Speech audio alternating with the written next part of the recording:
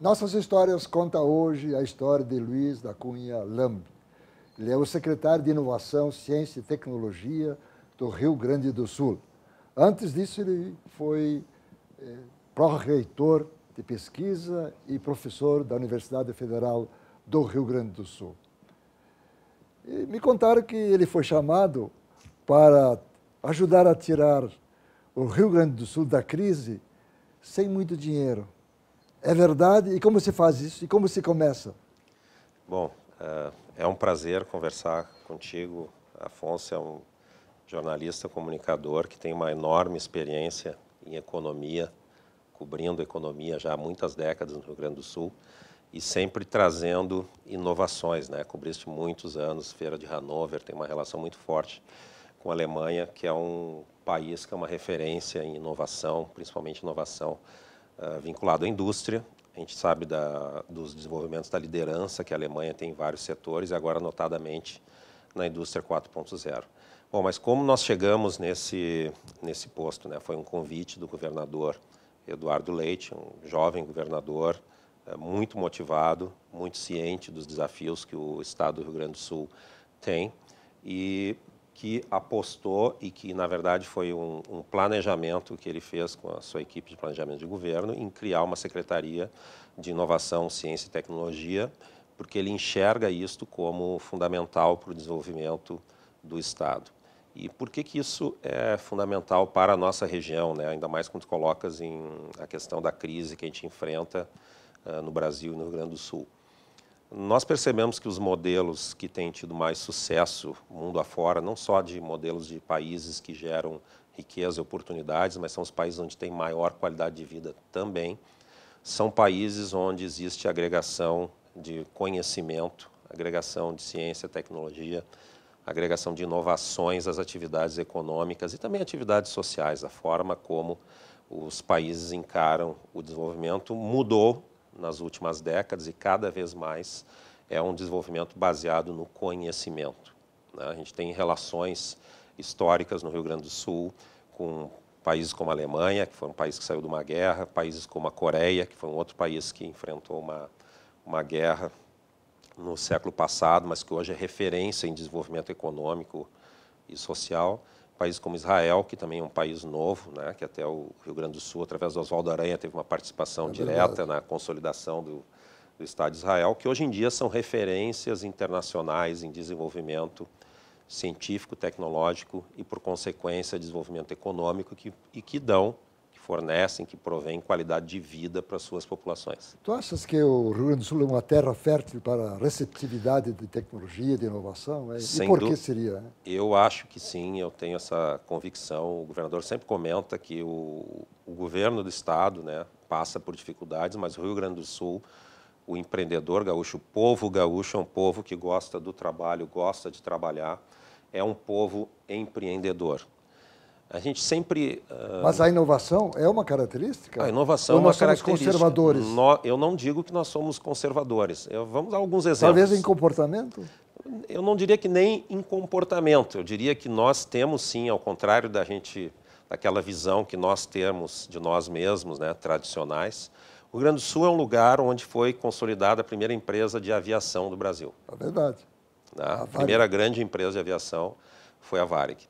Se a gente compara o Rio Grande do Sul com alguns outros estados e mencionar, por exemplo, o estado de São Paulo, que é o motor da economia brasileira, sem dúvida nenhuma. Mas nós temos uma característica diferente. As grandes empresas, os grandes empreendedores, as grandes lideranças em São Paulo, grande parte delas provém de grandes multinacionais que lá estão instaladas. O Rio Grande do Sul tem uma característica distinta. Os nossos grandes empreendedores, nossos grandes orgulhos nasceram aqui. Seja Tramontina, seja Gerdau, seja Antiga Varig, seja Randon, seja Marco Polo, né? Todas essas empresas, elas surgiram de empreendedores gaúchos.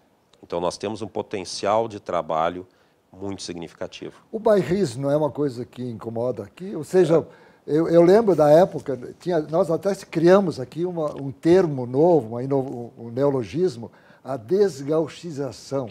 Era um problema sério quando vinha uma empresa de fora. Sim. que de alguma forma poderia, quem sabe, trazer um dado novo, uma inovação aqui para nós. E nós que achamos ruim isso. Entre aspas, né, nós gaúchos, né, nós somos um pouco desconfiados, né, dos demais, tem várias brincadeiras que se fazem em relação a isso, mas eu acredito que o Estado do Rio Grande do Sul ele está adquirindo uma consciência também daquilo que tem de ser feito, de forma até antecipando algumas tendências que vão ocorrer no Brasil. O governador tem sido muito claro, eu acho que existe uma consciência nas lideranças gaúchas, o povo gaúcho tem percebido que sim, existem dificuldades que têm que ser enfrentadas, nós não podemos mais empurrá-las para baixo do tapete. Nós temos uma questão muito significativa demográfica no Rio Grande do Sul, o economista Aode Cunha de Moraes sempre coloca essa questão do bônus demográfico que nós perdemos, então nós temos de enfrentar várias questões que estão sendo enfrentadas pelo Rio Grande do Sul. Na verdade, nós agora passamos a ter uma população que está envelhecendo. Né? E a população do Rio Grande do Sul, em poucos anos, ela vai se tornar uma população que vai parar de crescer. Né? E nós teremos que lidar também com o envelhecimento populacional e teremos que encontrar soluções para isso que passam por geração de valor em setores econômicos, passam por ter uma previdência um pouco diferente da que nós temos hoje em dia, né?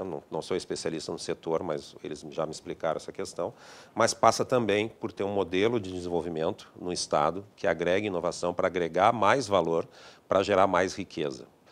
Porque se por um lado nós teremos uma população menor, por outro lado nós temos que pensar também que nesse mundo que nós vivemos nós precisamos ter os jovens, os adultos muito educados, muito capazes de enfrentar um mercado de trabalho que cada vez mais exige pessoas preparadas, pessoas qualificadas, pessoas que saibam lidar com uma economia baseada no conhecimento. O que é inovação? Inovação é agregar, né? Inovação existem várias definições, mas uma delas é agregar conhecimentos a setores que modifiquem negócios.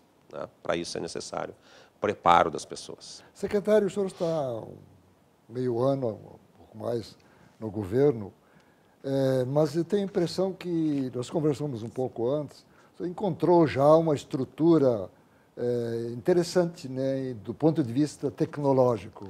Esta é a base do seu trabalho a partir de agora? Né? Eu diria o seguinte, Afonso, muito bem colocado. O Rio Grande do Sul ele tem universidades de alto nível, entre as melhores do Brasil, tanto públicas quanto comunitárias.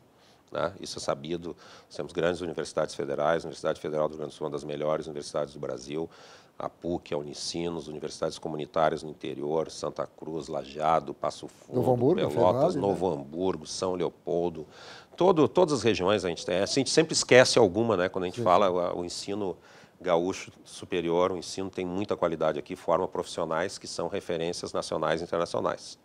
Né?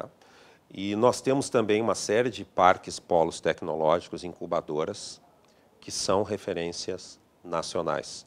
E isso é em polos, inclusive, quer dizer, elas não estão juntas na região metropolitana, como às vezes acontece em estados. Né? Nós temos polos de desenvolvimento no interior do estado. Temos, sim, nós temos a região do Vale do Taquari, por exemplo, Lajeado, Santa Cruz, tem polos tecnológicos muito significativos. Santa Maria é uma outra referência.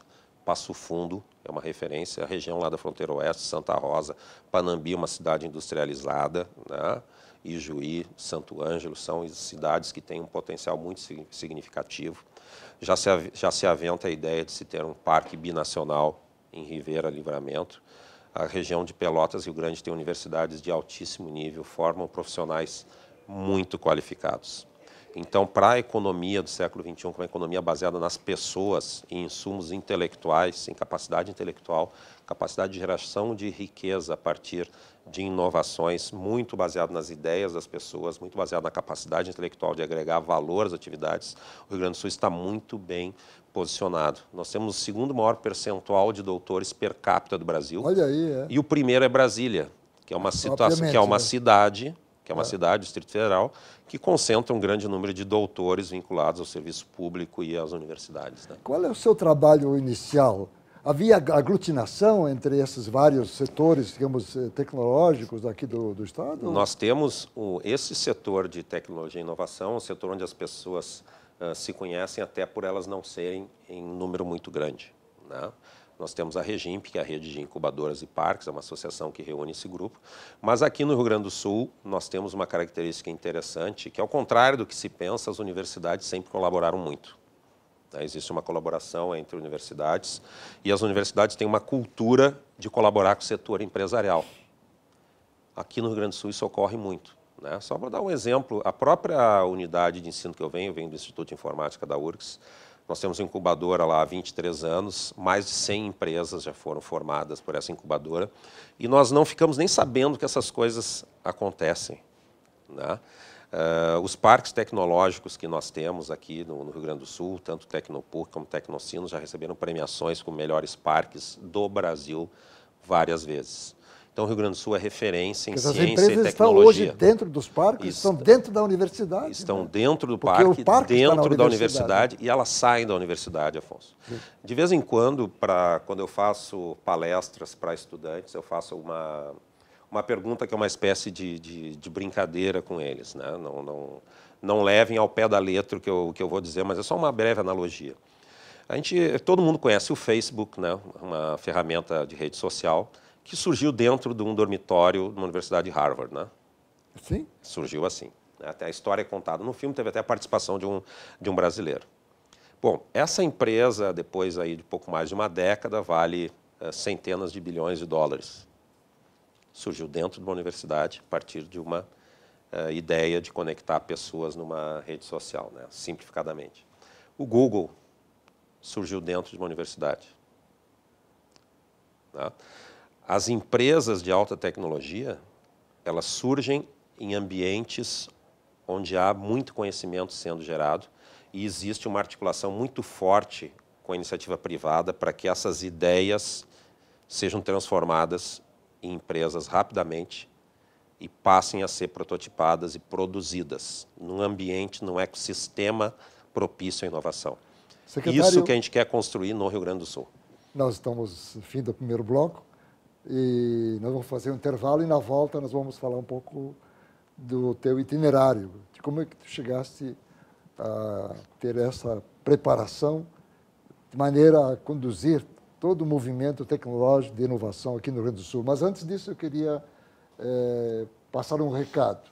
A RDC TV, o Cindy Lojas, a FCDL, Federação dos Clubes de Diretores Lojistas, as Câmaras de Diretores Lojistas, apresento uma grande oportunidade para você, lojista de qualquer canto do Rio Grande do Sul. É o Black Friday Porto Alegre, onde você pode atingir mais de 1,5 milhão de compradores, com a ajuda de especialistas da área. Então, acesse www.blackfridaypoa.com.br e aumente suas vendas. O intervalo e já voltamos.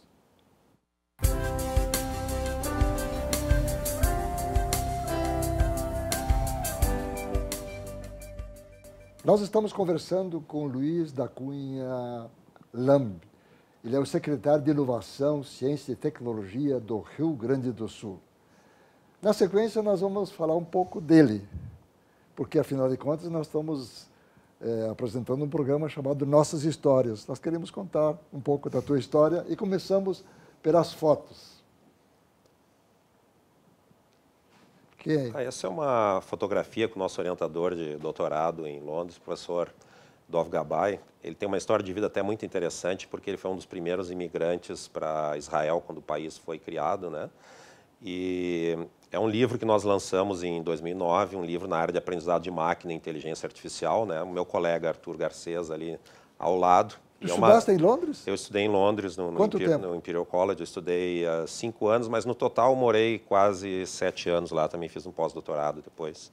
Isso são com alunos da Olimpíada de Programação da URGS, dos cursos de Ciência da Computação. Tem alguns colegas lá ao fundo, o professor Comba, o professor Everton, o professor Rodrigo, que coordenam a Olimpíada de Informática, né, a Maratona de Programação, e vários desses alunos são muito brilhantes, trabalham em grandes corporações mundo afora de tecnologia. Já, que ótimo. Né?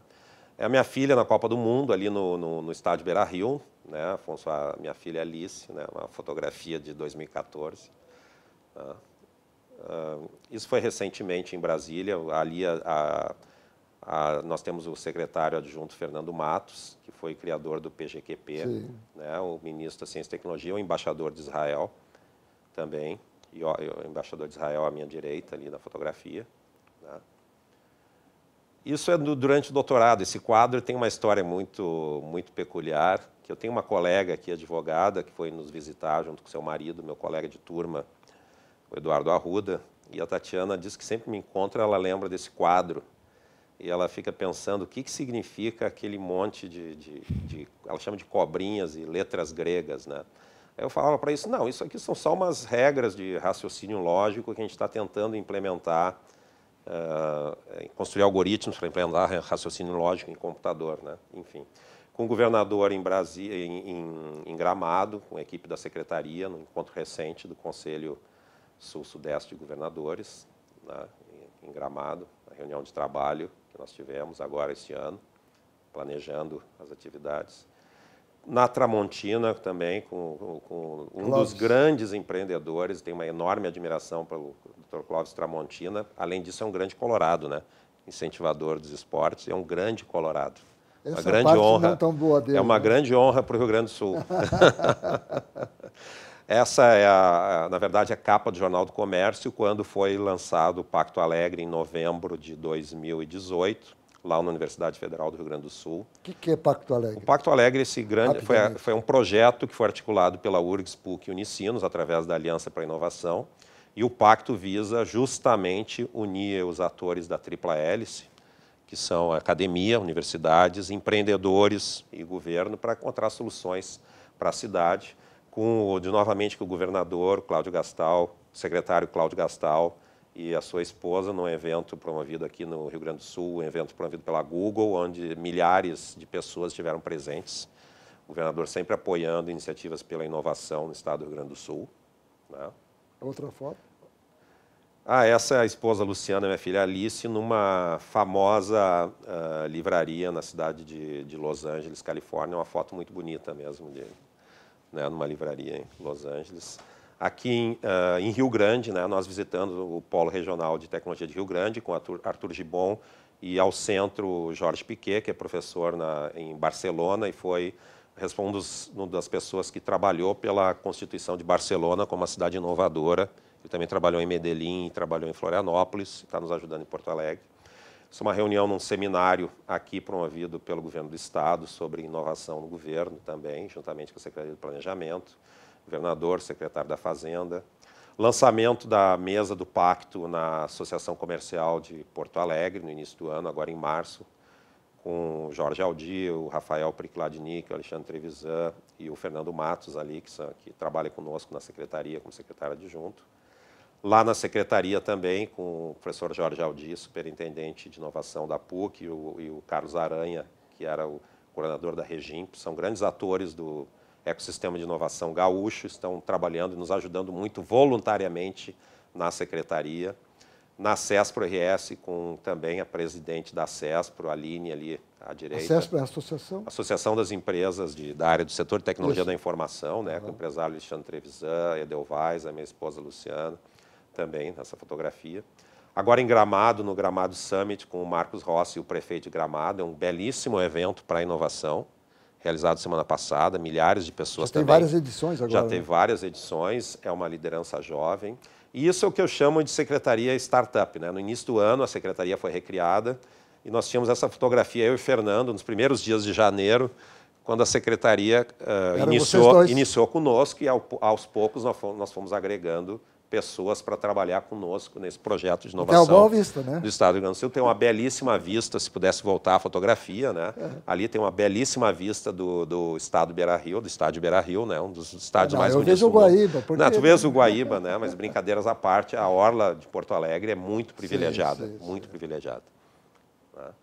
Enfim, é um prazer.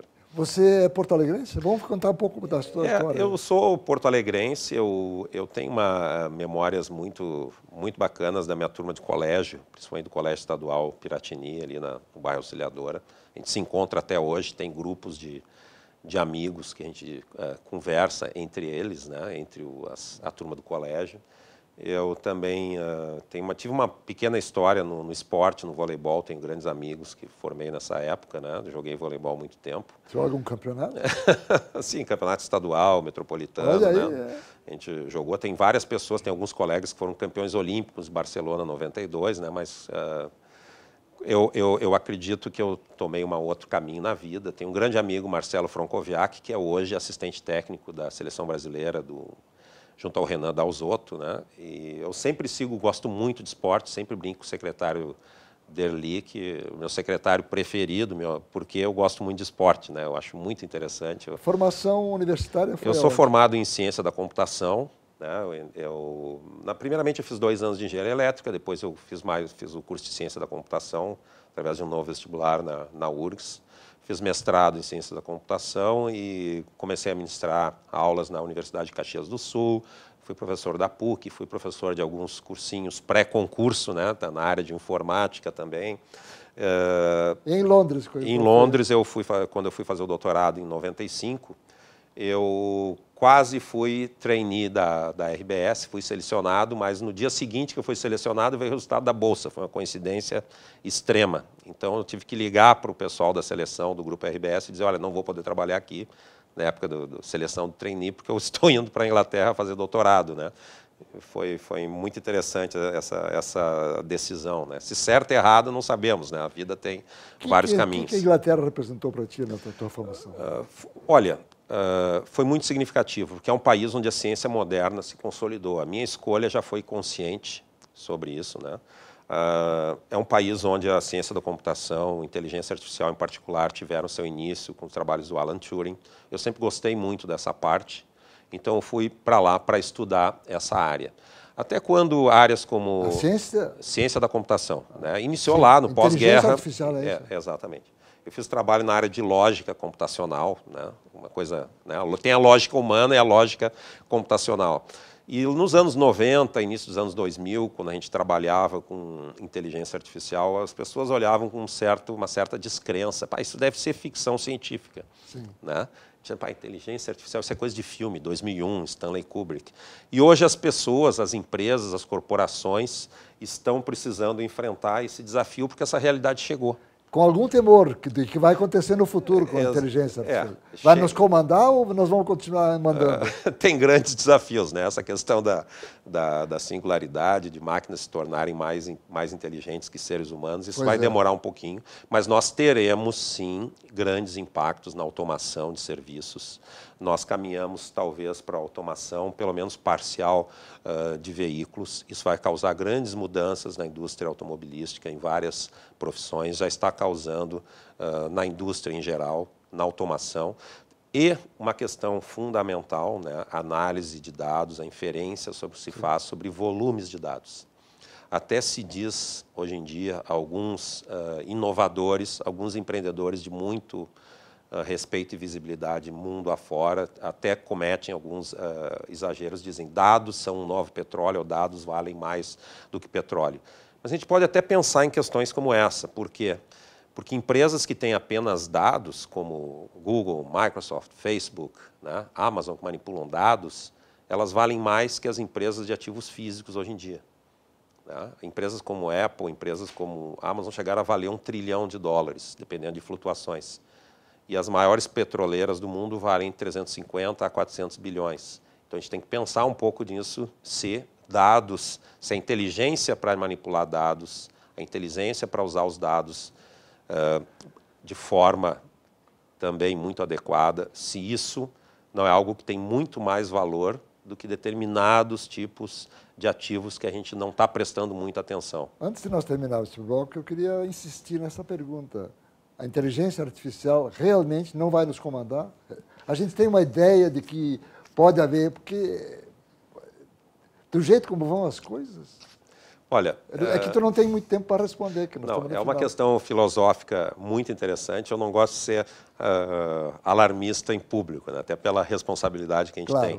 Mas cada vez mais os sistemas que vão substituir atividades que são repetitivas. Então a gente tem que pensar muito bem se aquilo que a gente faz é algo repetitivo, se aquilo poderia ser automatizado. E existem atividades que não são tão repetitivas assim. A gente sabe que existem vários tribunais, órgãos do judiciário que estão usando robôs para fazer análise inteligente de processos. Nós temos várias atividades que estão sendo automatizadas no mercado financeiro. Nós temos bancos hoje em dia, né, em horário nobre, alguns bancos anunciam, né, o seu sistema inteligência artificial do Banco X. Não vamos fazer propaganda aqui, né? Mas isso já ocorre. Inteligência artificial virou um termo que as pessoas estão já estão se acostumando a lidar com ele. As secretárias já não são mais pessoas, né? Quando a gente lida, quando a gente se corresponde, quando a gente liga para um call center, hoje em dia, muitas vezes, nós falamos com um bot, nós falamos com um sistema que nos dá respostas baseadas, né, na análise da nossa voz, baseado na análise dos dados que eles têm, e um sistema que foi treinado a lidar com respostas mais ou menos esperadas que os seres humanos dão para alguns domínios específicos. Sim, secretário, nós estamos no final desse segundo bloco, e na volta nós vamos continuar conversando sobre isso aí, se nós tivermos tempo também ainda, entrar um pouco nessa área do que tu anunciaste há pouco, ou seja, da internet das coisas, da indústria 4.0 e por aí afora. Um intervalo e já voltamos. Não saia.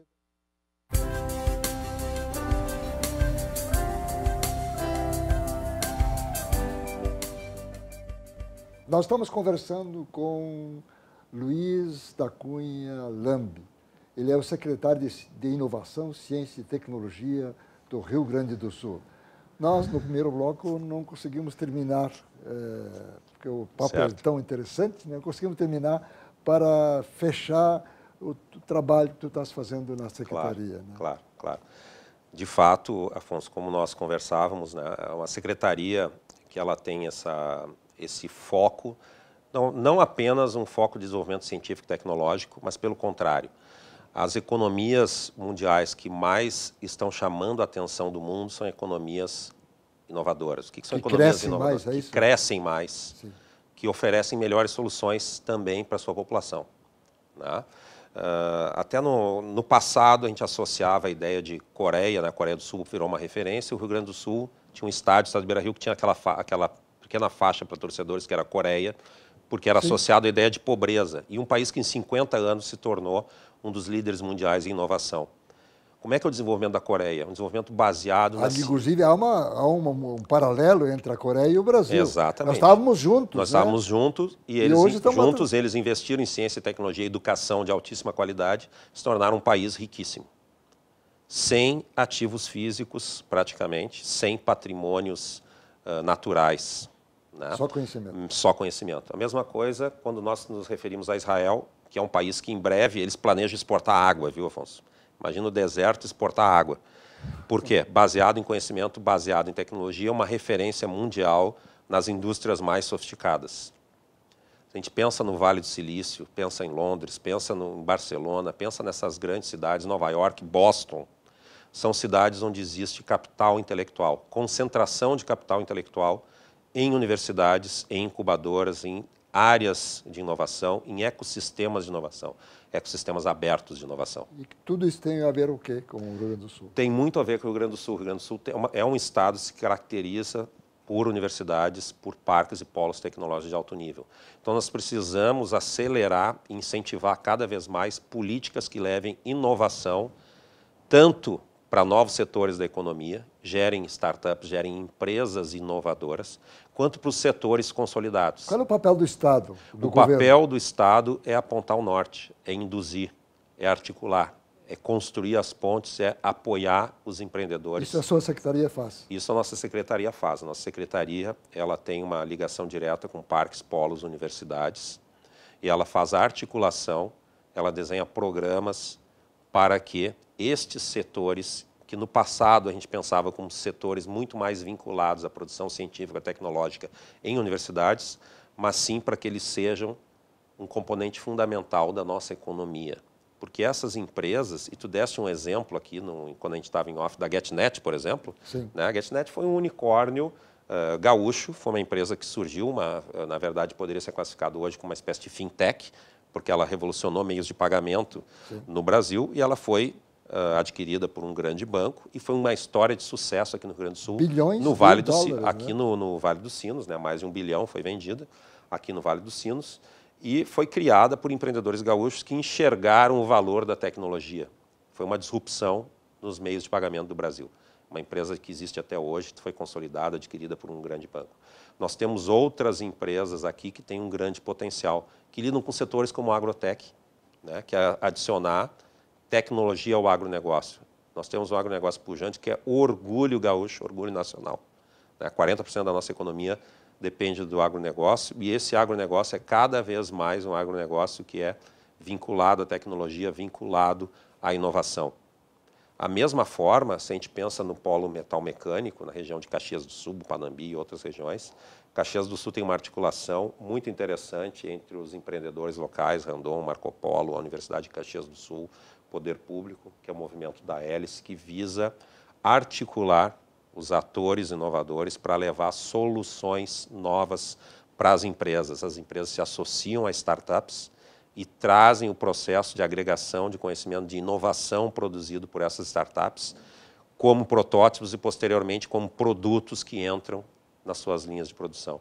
Da mesma forma, aqui no Vale dos Sinos, que é uma região extremamente empreendedora, nós temos a Fevale, a Unicinos, tem parques tecnológicos belíssimos, fazem um belíssimo trabalho, além, né, para a gente não falar apenas de Porto Alegre, do trabalho que foi feito pelas universidades aqui no Pacto Alegre, a Aliança para a Inovação, que foi criada pelas 3 grandes universidades, URGS, PUC e Unicinos, e hoje reúne a Prefeitura, reúne o Poder Público e reúne empreendedores, reúne a sociedade civil organizada, que querem transformar a região numa região onde a economia criativa, a economia inovadora, seja um aspecto fundamental do desenvolvimento. Nós queremos ter um modelo como esse para todo o Rio Grande do Sul. Só para te dar um exemplo, tu mencionaste a área de inteligência artificial, aqui na Zona Sul do Estado, em Pelotas, nós temos alguns dos melhores especialistas em inteligência artificial do Rio Grande do Sul, que estão criando empresas de base de inteligência artificial e análise de dados na incubadora no Parque Tecnológico da região de Pelotas. Nós temos lá professores e profissionais brilhantes que têm empresas que são referência regional e que nós queremos apoiar para que elas cresçam cada vez mais. Nos nossos parques tecnológicos, nós já temos empresas com um grande potencial. Eu vou dar um exemplo de uma empresa que surgiu inicialmente na nossa biblioteca da universidade, depois foi para a incubadora e hoje está prestes a se tornar um unicórnio do agrotech, né, que é uma empresa que faz automação de fazendas de agronegócio, que em breve a gente vai ouvir muito falar nessa empresa. Nós temos empresas de fintech no Rio Grande do Sul que são referências nacionais. Área financeira, né? Na área financeira, fintechs, empresas que surgiram aqui em Porto Alegre, surgiram no Rio Grande do Sul, que já estão instalando sedes fora do Brasil. Que pena. Então, pena que o tempo acaba, mas isso é para mostrar o quanto o Rio Grande do Sul, quanto o gaúcho é empreendedor. E se nós focarmos o nosso empreendedorismo aliado ao conhecimento, um novo foco que a gente precisa no século XXI, a gente tem certeza que o Estado tem um potencial para se desenvolver muito grande. Tem saída, portanto. Porque o povo gaúcho é um povo trabalhador, é um povo que estuda, é um povo que é referência em empreendedorismo Brasil afora. O grande sonho de todos os estados é receber empreendedores gaúchos.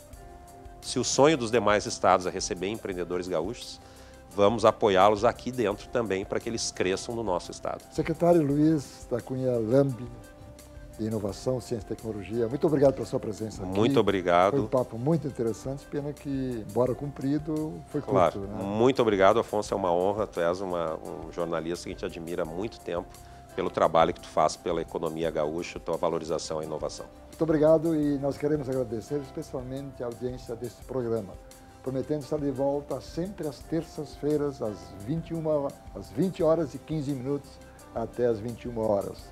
Muito obrigado e até a próxima terça.